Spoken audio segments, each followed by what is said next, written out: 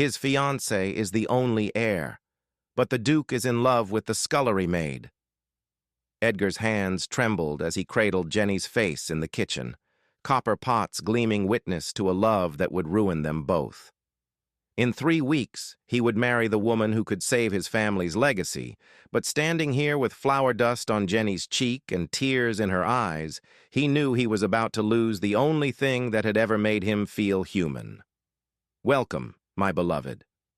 Before we dive into the whole story, please click subscribe and let me know in the comments where you're watching from. Because tomorrow, I will be giving you another story just as beautiful as this one, and you don't want to miss it. Now let's get into it. The wedding invitations had arrived that morning, cream-colored lies stacked in the study like tiny tombstones. Edgar stared at them from across his desk, each envelope bearing his name alongside Kimberly's in elaborate script that probably cost more than Jenny earned in a year.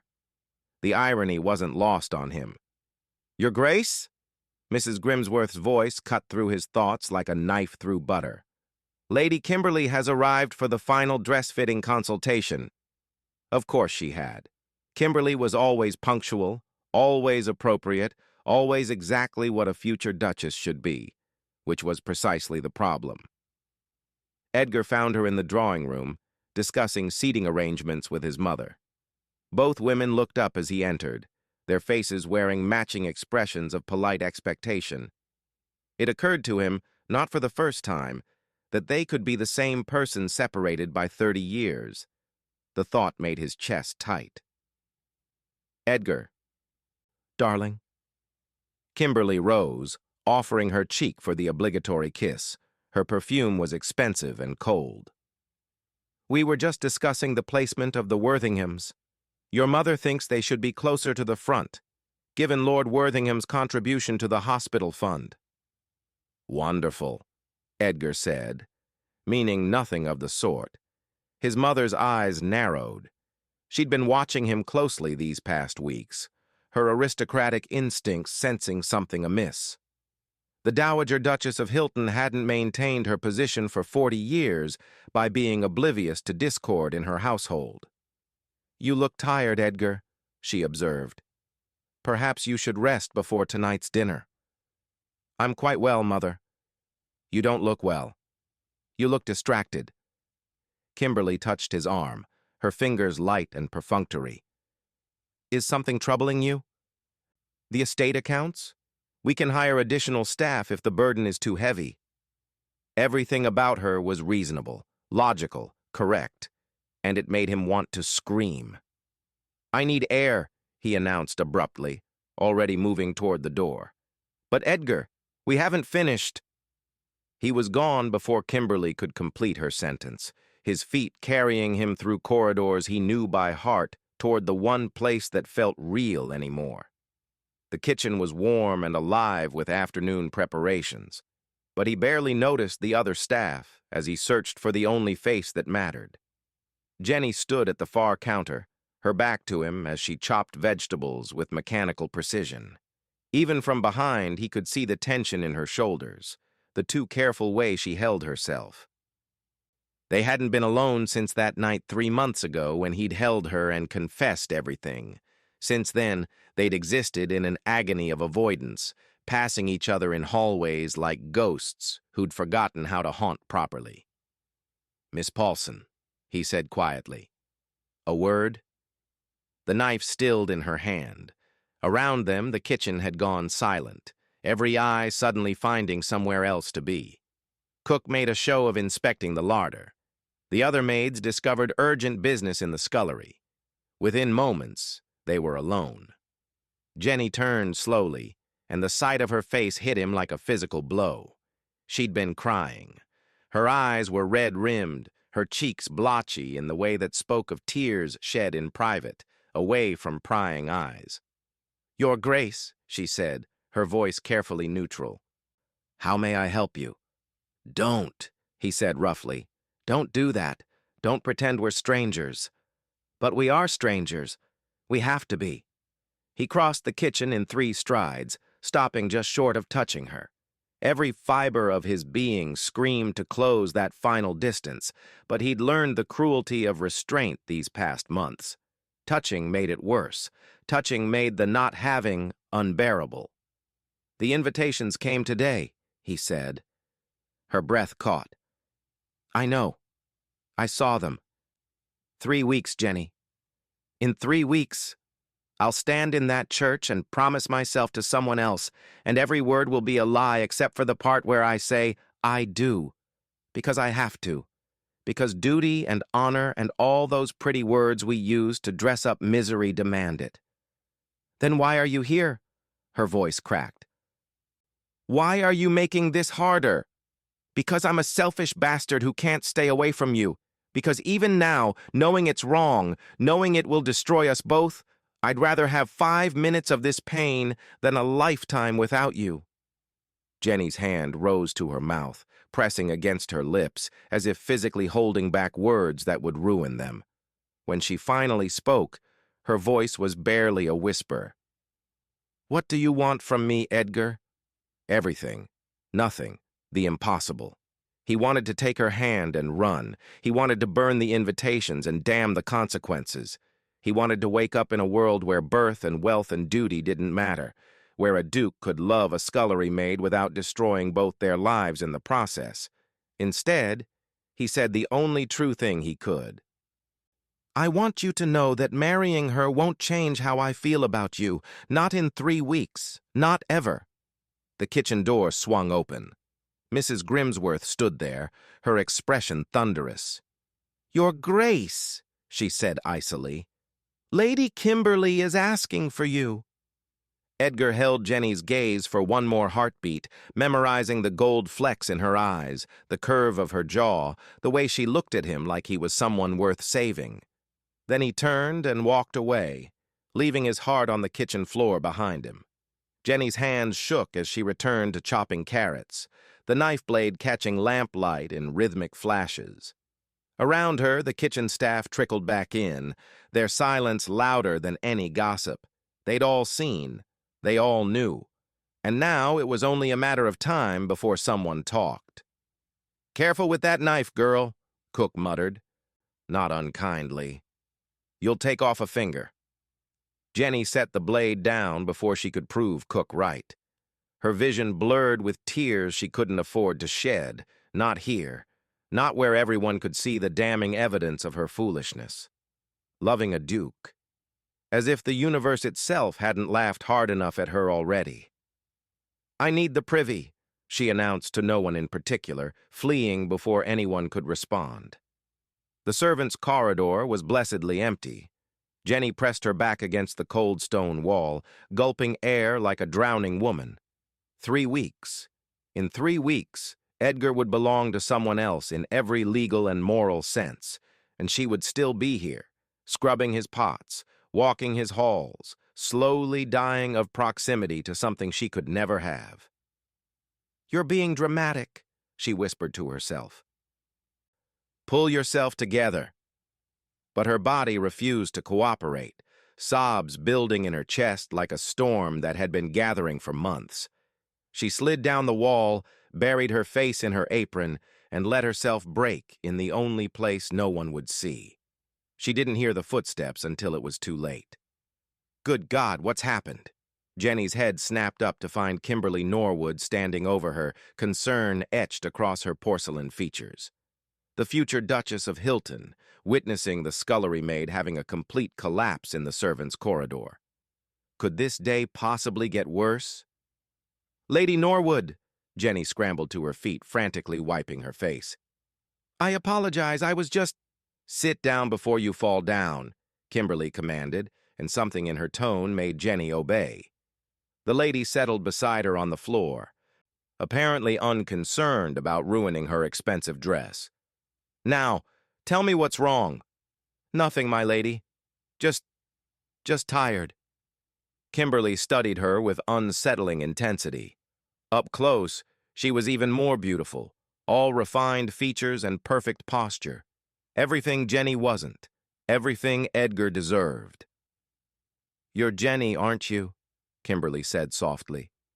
The one who makes the copper pots shine. Jenny blinked. You know my name? Edgar mentioned you once. Said you had a gift for making things beautiful. Kimberly's smile was sad. He has excellent taste in many things, even if his judgment in other matters leaves much to be desired. The words hung between them, heavy with implication. Jenny's breath caught. Did Kimberly know? How could she possibly know? I'm not a fool, Jenny, Kimberly continued as if reading her thoughts. I see how he looks when he returns from the kitchens. I see how distracted he's become. And I see you, right now, crying in a corridor 3 weeks before my wedding. She paused. I'm many things, but I'm not blind. Shame burned through Jenny's chest. My lady, I would never, we haven't. I know. Kimberly's voice was gentle. Edgar is many things, but he's not a man who breaks his vows. Even vows he hasn't made yet.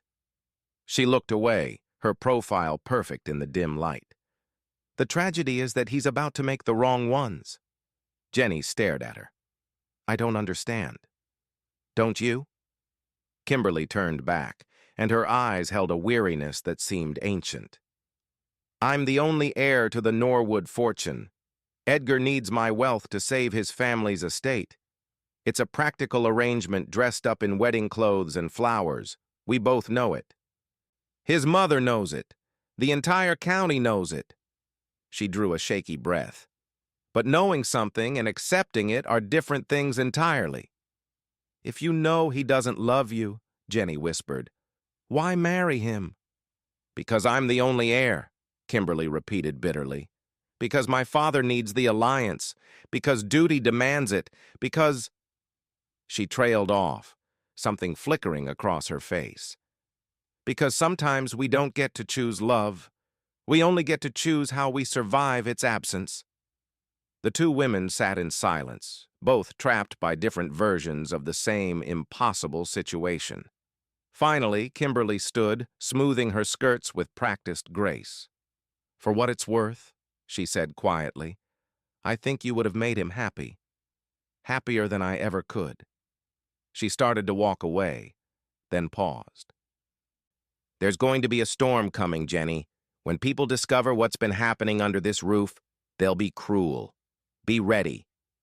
Then she was gone, leaving Jenny alone with the terrible knowledge that even Edgar's future wife pitied her. The storm Kimberly predicted arrived within 48 hours, though not in the form anyone expected.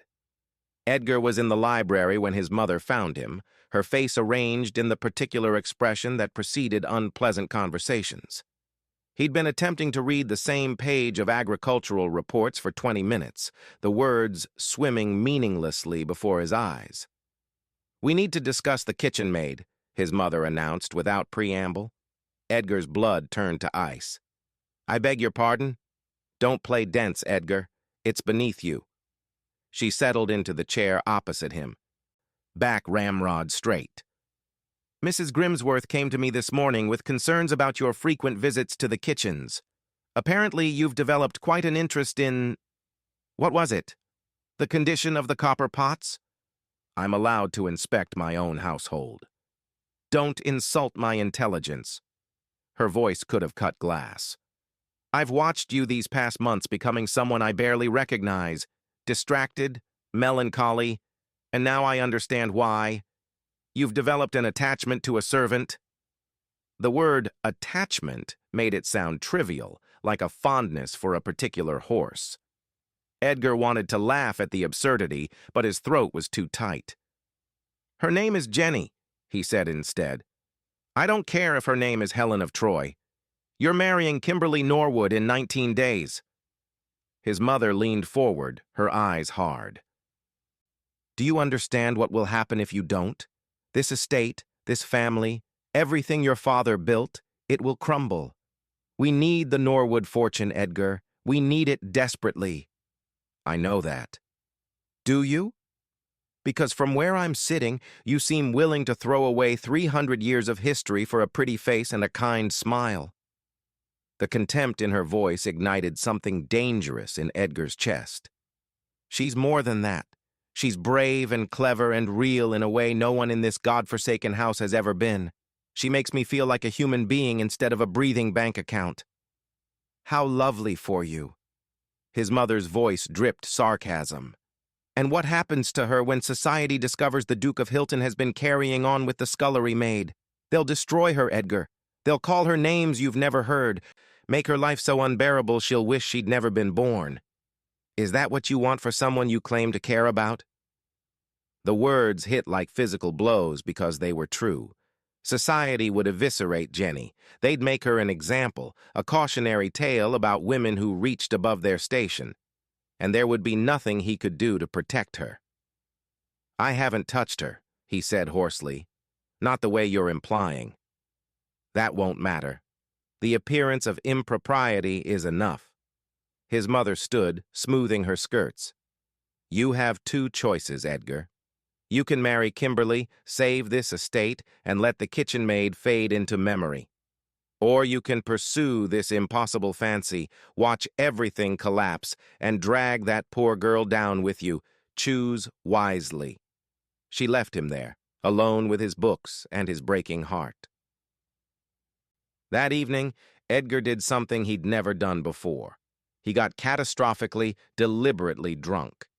He found a bottle of his father's oldest whiskey and took it to the stables, where the horses at least didn't judge him for being a coward. He was 3 glasses in when he heard footsteps behind him. Drinking alone? Kimberly asked. How very tragic and romantic. Edgar didn't turn around. Come to lecture me as well? No. I came to tell you that I'm setting you free. That got his attention. He spun to face her, whiskey sloshing over the rim of his glass. What? Kimberly stood in the stable doorway, backlit by lamplight, looking more alive than he'd ever seen her. I'm calling off the wedding. You can't. The contracts are being dissolved as we speak. My father is furious naturally, but he'll survive. She smiled. And it was the first genuine smile he'd ever seen on her face. Did you know I've been in love with someone else for 2 years? The local vicar. Completely inappropriate, absolutely impossible, and utterly real. Edgar's mind reeled. I had no idea. Of course you didn't. You were too busy being miserable about your own impossible love to notice mine. She stepped closer. We were going to doom each other to a lifetime of regret, Edgar. I decided I'd rather be brave. But the estate? My family needs... We'll find another way. Sell some land. Lease the hunting grounds. Take out loans. Be creative. Her expression softened. You're a duke, Edgar. You have options that kitchen maid doesn't. Don't waste them by being noble and stupid. After she left, Edgar sat in the stable for a long time, holding his whiskey and thinking about courage. About what it meant to be brave, about whether he had the strength to choose happiness over duty. Finally, he stood. His decision was made. Jenny was scrubbing the breakfast dishes when Cook grabbed her elbow with surprising strength. You need to leave, the older woman hissed. Right now. What? Why? Mrs. Grimsworth is on a rampage. She knows about you and His Grace, and she's going to have you dismissed without references.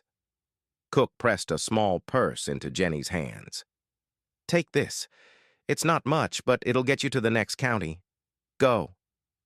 Jenny's world tilted. Without references, she'd never find decent employment again. She'd end up in a workhouse or worse, one of those desperate women who haunted the docks. The purse in her hands felt like 30 pieces of silver. I can't just leave without... Without what? Saying goodbye to a man you can never have? Cook's expression was fierce. Use your head, girl. There's no happy ending here. Save yourself while you still can. 20 minutes later, Jenny was in her tiny attic room, throwing her few possessions into a threadbare satchel. A spare dress, her mother's hairbrush, the book of poems Edgar had secretly given her 3 months ago, the margins filled with his handwriting. She was reaching for her cloak when the door burst open. Edgar stood there, wild-eyed and breathing hard, looking like he'd run the entire length of the estate. "Don't go. You shouldn't be here. If anyone sees, I don't care." He crossed the small room in 2 strides. "Kimberly called off the wedding. We're free." The words didn't make sense. Jenny shook her head, trying to process them. "Free? Edgar, that doesn't change anything. You're still a duke. I'm still—" "The woman I love," he interrupted. "The only woman I've ever loved. The only one who matters. Your family will disown you. Let them. Society will destroy you. They can try." Jenny felt tears streaming down her face. "You'll lose everything. Everything except you." He cupped her face in his hands, his thumbs wiping away tears. "Don't you understand? I've already lost everything that matters by not fighting for this. For us. I've been a coward, Jenny. I've hidden behind duty and obligation and all those comfortable excuses. But Kimberly was braver than me. She chose love. And I'm choosing it too. I'm choosing you. Edgar, marry me." The world stopped. Jenny stared at him, certain she'd misheard, certain this was some cruel dream. "What?" "Marry me," he repeated. And now he was smiling through his own tears. "I don't care what society thinks. I don't care about the scandal. I care about waking up next to you every morning for the rest of my life. I care about being happy, actually happy, not just dutiful and miserable and slowly dying inside." He dropped to one knee in her tiny attic room, still holding her hands. "I'm not asking you to be a duchess. I'm asking you to be my wife, my partner, my home. Say yes, Jenny. Please say yes." She wanted to. God, she wanted to more than she'd ever wanted anything. But reality crashed over her in cold waves. "Your mother will never accept this. Then we'll leave. We'll go somewhere she can't reach us. You'll hate me eventually, when you realize what you've given up. I'll hate myself forever if I let you walk away." His voice cracked. "I'm not asking for easy, Jenny. I'm asking for real. For you. For us. For something that actually matters in this short, brutal life we're given." Jenny looked at him, this duke kneeling on her threadbare rug, offering her everything and nothing simultaneously. She thought about Cook's warning, about the purse in her pocket, about the safe, sensible choice to disappear before the scandal broke.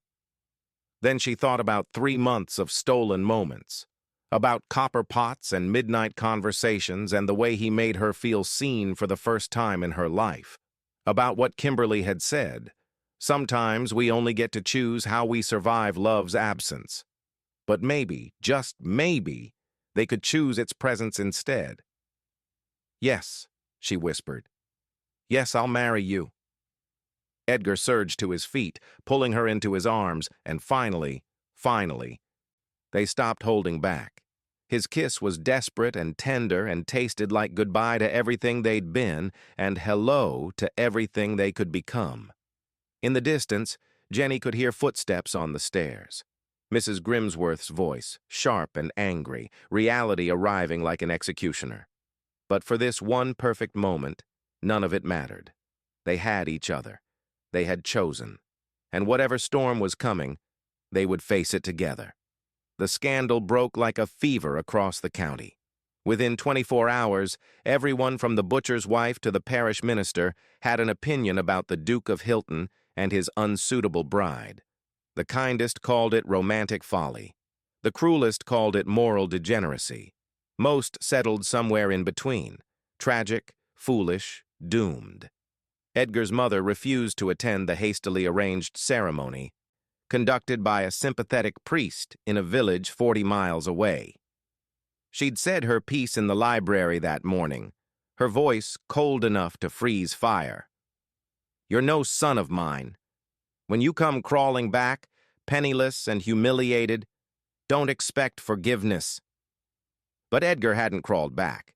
He'd taken Jenny's hand and walked away from 3 centuries of history without once looking over his shoulder.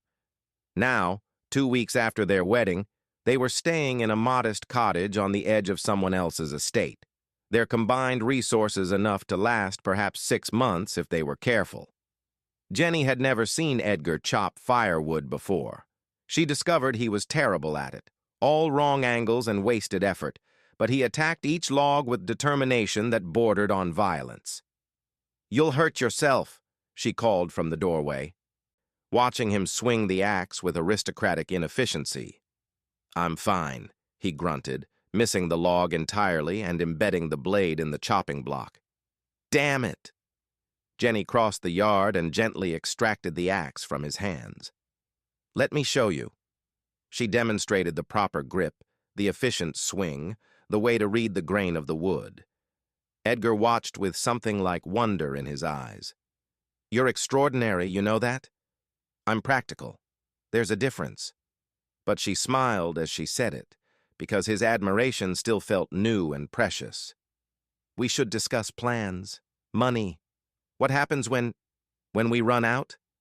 He pulled her into his arms, resting his chin on top of her head. "I've been thinking about that. I could tutor.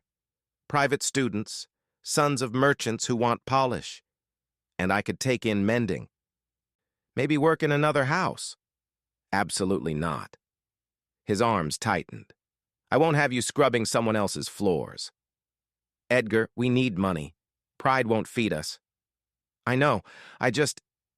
He pulled back to look at her, and the vulnerability in his expression made her chest ache. "I keep thinking about what you've given up for this, for me. You could have married someone appropriate, a blacksmith, a shopkeeper, someone who could give you stability." "I don't want a blacksmith. I want you." She touched his face, feeling the unfamiliar stubble there. He'd stopped shaving with such precision, letting himself become slightly unkempt in a way that made him look younger, more alive. "Do you regret it, truly?" "Not for 1 second, but I'm terrified of letting you down." Before Jenny could respond, the sound of hoofbeats interrupted them. A rider was approaching the cottage, moving fast. Edgar instinctively moved in front of Jenny, protective even as she rolled her eyes at the gesture. The rider resolved into a young man in expensive clothes, his face flushed with urgency. "Your Grace! Thank God I found you." "I'm not a Grace anymore," Edgar said coldly. "What do you want?" "It's your mother. She's ill, gravely ill. The physicians say—" He swallowed hard. "They say she's asking for you." Jenny felt Edgar go rigid beside her. She squeezed his hand, silently offering support for whatever he decided. The silence stretched, heavy with history and hurt. "Tell her no," Edgar said finally. "She made her choice. I've made mine." "But sir, she's dying." "Then she'll die knowing exactly how it feels to be abandoned by someone you love." His voice was flat, emotionless. "Leave. Now." The messenger fled. Edgar stood motionless, staring at nothing. Jenny counted to 20 before speaking. "You should go to her." "No. Edgar. She called you unsuitable. She said you'd ruin me. She told me I was dead to her." He turned and his eyes were blazing. "Why should I forgive that?" "Because you'll regret it forever if you don't." Jenny took both his hands. "I know what it's like to lose a parent without saying goodbye. The things left unsaid become ghosts. They haunt you." She smiled sadly. "Go. Make your peace. I'll still be here when you return." He searched her face, looking for resentment and finding only love. "You're too good for me." "Yes, I am. Go anyway." Edgar left within the hour. Jenny stood in the doorway of their cottage, watching him ride away, and tried not to think about all the ways this could go wrong. Edgar arrived at the estate as sunset painted the sky in shades of amber and ash. The house looked smaller somehow, as if it had diminished in his absence. Or perhaps he'd simply outgrown it. The staff let him in without comment, their faces carefully neutral. He could read their judgment anyway. There goes the fool who threw away his birthright for a kitchen maid. He climbed the stairs to his mother's chambers, each step feeling like walking toward his own execution. She lay in her massive bed, looking fragile for the first time in his memory. Her face was gaunt, her breathing labored, but her eyes, when they opened, were still sharp. "You came," she whispered. Jenny insisted. He remained by the door, maintaining distance like a shield.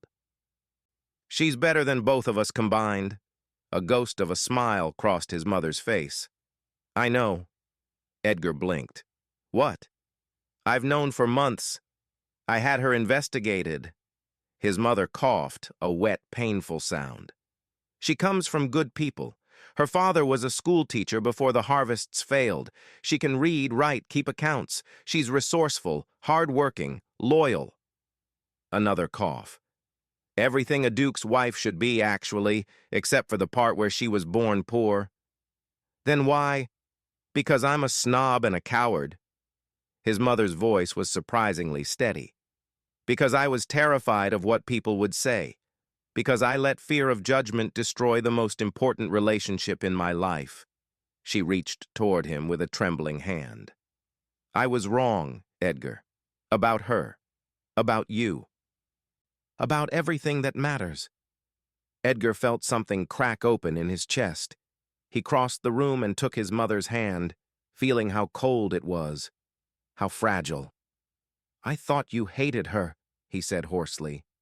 "I hated what loving her meant for our family, but I never hated her." His mother squeezed his hand weakly. "I met her, you know, the day before you eloped. She came to see me." Edgar's head snapped up. "What?" "She wanted to refuse you, to disappear so you could marry Kimberly and save the estate." A tear slid down his mother's cheek. "She loved you enough to leave. And I was cruel to her anyway. Told her she was right to go, that she'd only drag you down." She closed her eyes. "I've done many terrible things, Edgar, but that might be the worst. She would have sacrificed everything for you, and I couldn't see past my own pride to recognize it." Edgar sat heavily in the chair beside the bed, his mind reeling. Jenny had come here, had been prepared to leave him. He thought of all those times in the kitchen when she'd pulled away, when she'd insisted they couldn't be together. She'd been trying to save him, even as he'd been trying to save himself. "I don't know if I can forgive this," he said honestly. "I don't expect you to. I just wanted you to know that I was wrong." His mother opened her eyes again. "The estate is yours. I've changed my will. Everything goes to you and your wife. Yes, your wife. I had the papers drawn up last week before—" She gestured vaguely at her failing body. "I don't want it." "Don't be stupid. Of course you want it. You just want Jenny more." She smiled faintly. "That's how it should be." "That's love, Edgar. The real kind, not the arrangement I had with your father." Her breathing was getting more labored. "Bring her home. Teach this moldy old place what joy looks like. Have loud children who laugh in the halls. Make it a home instead of a mausoleum." "Mother, promise me." Edgar looked at this woman who'd shaped so much of his life, who'd been both comfort and torment, whose approval he'd craved and feared in equal measure. And he understood finally that parents were just people. Flawed, frightened, doing their inadequate best with the limited wisdom they possessed. "I promise," he said. His mother died 3 hours later, her hand in his, the great house settling into silence around them like a sigh of relief. Jenny was kneading bread when Edgar returned 2 days later. She heard the horse before she saw him, that particular rhythm of hoofbeats that meant her husband was home. The word still felt strange. Husband. Hers. She wiped flour from her hands and stepped outside. Edgar dismounted slowly, moving like a man who'd aged a decade in 48 hours. His face was haggard, eyes red-rimmed from crying or lack of sleep, or both. "How is she?" Jenny asked, though she already knew the answer from his expression. "Gone." His voice was hollow. She died the night I arrived." Jenny crossed to him, pulling him into her arms. He collapsed against her, this man who'd been raised to show no weakness and shook with silent sobs that seemed to come from somewhere deep and ancient. She held him, stroking his hair, murmuring wordless comfort while he grieved. When the storm finally passed, Edgar pulled back and wiped his face roughly. "She wanted to see you. At the end, she said—" He paused, struggling with the words. "She said she was wrong about you, about us. She changed her will. Everything comes to us." Jenny's hands stilled. "Edgar, I don't want—" "I know you don't. Neither do I, really. But she wanted us to have it." He took her hands, studying her face like he was memorizing it. "She told me something else, that you came to see her, that you were planning to leave me." Heat flooded Jenny's face. "I thought it would be better. For you. Don't ever do that again." His voice was fierce. "Don't ever try to save me from my own choices.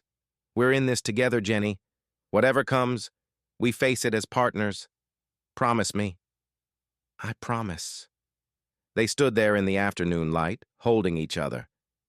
Two people who'd chosen the hard path and were still figuring out how to walk it. Finally, Edgar spoke again. "We need to go back, to the estate. There are arrangements to be made, affairs to settle." He hesitated. "And I want you to meet it properly, not as the scullery maid, but as what you are, the Duchess of Hilton." The title felt like a weight around Jenny's neck. "I don't know how to be a duchess." "Neither did my mother when she started. She learned. You will too." He smiled slightly. "Besides, you're already better at running a household than I am. You actually know which end of a broom to hold." Despite everything, Jenny laughed. "The bar is impressively low." They packed their few belongings and made the journey back to the estate. As they approached the great house, Jenny felt her stomach twist with anxiety. The last time she'd been here, she'd been running away, a purse of coins in her pocket and no future ahead of her. Now she was returning as its mistress. The irony was almost funny. The staff lined up to greet them, their expressions ranging from curious to hostile. Mrs. Grimsworth stood at the front, her face carved from disapproving granite. Edgar squeezed Jenny's hand once, a silent reminder that they were united, then addressed the assembled household. "This is my wife, Jenny. She will be treated with the respect her position demands. Anyone who cannot accept this is free to seek employment elsewhere." His voice was steel wrapped in silk. "Are we clear?" A murmur of assent rippled through the group. Mrs. Grimsworth's lips pressed into a thin line, but she bobbed a curtsy. "Welcome home, Your Grace." The words were addressed to Edgar, but her eyes were on Jenny. It wasn't acceptance, but it was acknowledgement. A beginning. Cook was the only one who smiled, genuine warmth in her weathered face. "Good to have you back, dearie. Both of you." The days that followed were a strange blur of mourning and adjustment. Edgar handled the funeral arrangements while Jenny tried to find her footing in a house that felt simultaneously familiar and foreign. She knew every corner as a servant, but experiencing it as mistress was entirely different. The hardest part was the other staff. Half avoided her, uncomfortable with the role reversal. The other half watched her constantly, waiting for her to fail, to prove she didn't belong. Only Cook treated her the same, which was both comforting and heartbreaking. "Give them time," Cook advised one morning, finding Jenny hiding in the kitchen. "Change is hard. They'll come around." "And if they don't?" Cook shrugged. "Then they'll leave, and you'll hire people who can see past their own prejudice. Either way, you'll survive. You're a survivor, Jenny. Always have been." That evening, Jenny made a decision. She found Edgar in the library, surrounded by estate ledgers and looking overwhelmed. "I want to host a dinner," she announced, "for the county families. Show them we're not hiding." Edgar looked up, surprise and concern warring on his face. "Jenny, they'll be brutal." "Let them be brutal to my face instead of behind my back." She lifted her chin. "I'm your wife. I'm not ashamed of that. Are you?" "Never. But I don't want to watch them tear you apart." "Then stand beside me while they try." "We're partners, remember? Whatever comes, we face it together." Edgar stood and pulled her close. "Have I mentioned that you're the bravest person I've ever met?" "Once or twice."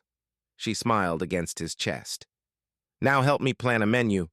I may know how to cook for servants, but entertaining aristocrats is a different beast entirely." They worked late into the night, planning their first official event as the Duke and Duchess of Hilton. Outside, autumn wind rattled the windows, and somewhere in the house, a clock chimed midnight. Tomorrow they would face society's judgment. But tonight, they had each other, a fire in the hearth, and the quiet knowledge that they'd chosen right. The dinner was set for Friday evening.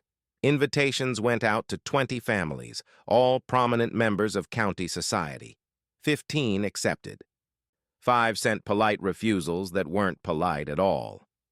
Jenny spent the week preparing, working alongside Cook to plan a menu that would prove she understood quality even if she'd been born without it. Roasted duck with cherry sauce, venison in Burgundy, delicate pastries that required hours of precise work. She knew these recipes from making them, but she'd never been the one deciding which would be served. The evening arrived with cruel punctuality. Jenny dressed in one of the gowns that had belonged to Edgar's mother, altered to fit her smaller frame. The deep blue silk felt wrong on her skin, too fine, too expensive. She looked in the mirror and saw an imposter. "You look beautiful," Edgar said from the doorway, reading her expression. "Stop doubting yourself." "What if I use the wrong fork?" "Say the wrong thing?" "Then you'll be human, like everyone else at that table, despite their pretensions otherwise." He crossed to her, adjusting a pin in her hair. "Remember, Jenny, you've already survived the worst they can do. They whispered about you, judged you, called you unsuitable, and here you are anyway, standing in silk in the Duchess's chambers. You've already won." She turned to face him, taking strength from his certainty. "Together? Always together." The guests arrived in a parade of carriages and judgment. Jenny stood beside Edgar in the receiving line, her smile fixed, her spine straight. Each introduction was a small battlefield. "Lady Wickford, may I present my wife, Jenny?" Lady Wickford's eyes raked over Jenny like claws. "How charming. I understand you were employed here previously?" "Yes, my lady. I was privileged to work in the kitchens." "How industrious." The words dripped condescension. "And now you're mistress of it all. Quite the elevation." Jenny met her gaze steadily. "I prefer to think of it as a change in responsibilities rather than elevation. A house doesn't run itself, regardless of who gives the orders." Something flickered in Lady Wickford's expression. Not approval exactly, but perhaps a grudging respect. She moved on, and the next guest approached. The dinner itself was excruciating.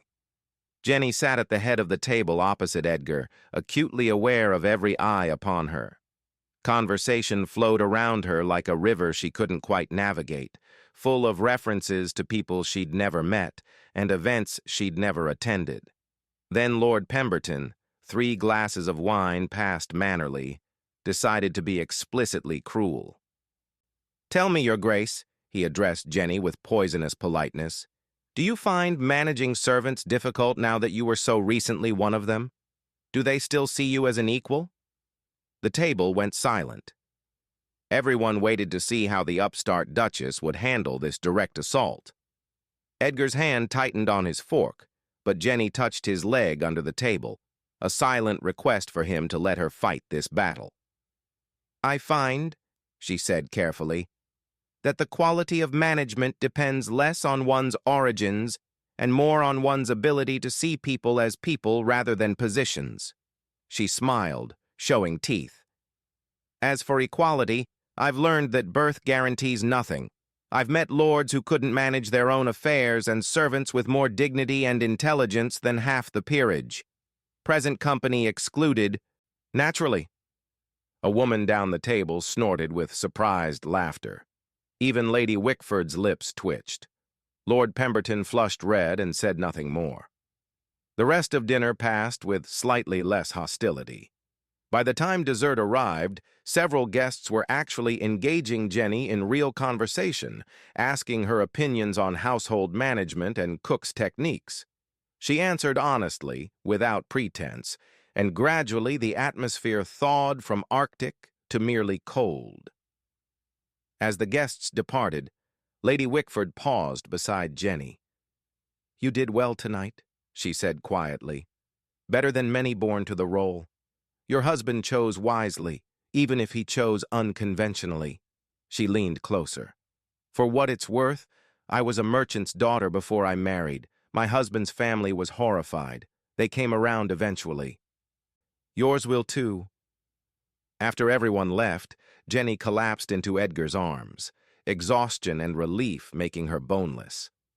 "You were magnificent," he murmured into her hair. "Absolutely magnificent. Did you see Pemberton's face when you put him in his place? I probably made an enemy for life. He was already an enemy. Now he's just an enemy who knows you can't be intimidated." Edgar pulled back to look at her. "How do you feel?" Jenny considered the question. She felt tired, overwhelmed, but also strangely triumphant, like she'd survived a battle and lived to tell the tale. Like maybe I can actually do this. Eventually. You're already doing it. He kissed her forehead. And I'm so damn proud of you I could burst. They stood in the empty dining room, surrounded by the debris of their social warfare. And Jenny realized something fundamental had shifted. She wasn't pretending to be the Duchess anymore. She was becoming her, one painful step at a time. Spring came to the estate like a promise fulfilled. The gardens bloomed with daffodils and early roses, and sunlight streamed through windows that Jenny had ordered cleaned until they sparkled. 6 months had passed since that terrible dinner party, and slowly, painfully, the county had begun to accept the unconventional Duchess of Hilton. It helped that Jenny ran the household with extraordinary efficiency, cutting unnecessary expenses while improving working conditions for the staff. It helped that she was unfailingly kind to tenants and generous with those in need. It helped that Edgar was obviously radiantly happy in a way he'd never been with Kimberly. But most of all, it helped that Jenny refused to pretend to be something she wasn't. She acknowledged her origins freely, without shame, and gradually people stopped seeing it as a scandal and started seeing it as an interesting story. Today, Jenny stood in the kitchen, much to Mrs. Grimsworth's ongoing disapproval, teaching Cook a new technique for pastry. Her hands were dusted with flour, her dress protected by an apron, and she was laughing at something Cook had said when Edgar found her. "There you are! I should have known!" But he was smiling, that soft smile he reserved only for her. "Can you spare a moment? There's someone here to see you." Curious, Jenny wiped her hands and followed him to the drawing room. A woman stood by the window, elegant in traveling clothes, her face familiar but aged since Jenny had last seen it. "Kimberly?" Jenny breathed. Kimberly Norwood turned, and her smile was genuine. "Hello, Jenny. I hope you don't mind the intrusion." "Of course not. Please sit. Would you like tea?" They settled into chairs, the air thick with unspoken history. Finally, Kimberly spoke. "I wanted to see how you were. Both of you. And to apologize for not being braver sooner." She glanced at Edgar. "I should have called off that engagement years ago before it became such a disaster." "You did call it off," Edgar pointed out. "Eventually. Because you two made me realize what love actually looked like." Kimberly's expression turned wistful. "I've been corresponding with the vicar. We're courting properly now, much to my father's horror. He's threatening to disinherit me. Let him, Jenny said firmly. Love matters more than money. Trust me on this, Kimberly laughed. That's easy to say when you're a duchess. I was a scullery maid 6 months ago. Money would have been nice, but Edgar matters more. Jenny reached across and squeezed Edgar's hand. We've had to economize, sell some land, take out loans. It hasn't been easy, but we chose each other, and that makes everything else bearable. Do you ever regret it? Kimberly asked softly. The scandal? The judgment? Jenny considered the question honestly. There had been hard days, moments when the cruelty of society cut deep, times when she'd felt crushingly inadequate, drowning in responsibilities she'd never been trained for. But through it all, Edgar had been there, her partner, her home. No, she said finally, not once. I regret the pain we caused others, the disruption to plans and expectations. But marrying Edgar? That was the first truly brave thing I ever did, and I'd do it again in a heartbeat. Edgar's eyes were suspiciously bright. You're going to make me cry in front of company. Cry away, Kimberly said, standing. I should go. I just wanted to tell you both that you gave me courage when I needed it most. Thank you for that. She paused at the door. And Jenny, you make a far better duchess than I ever would have. This house needs someone with actual heart in it. After she left, Edgar pulled Jenny into his arms, holding her like she might disappear if he loosened his grip. I love you, he murmured against her hair.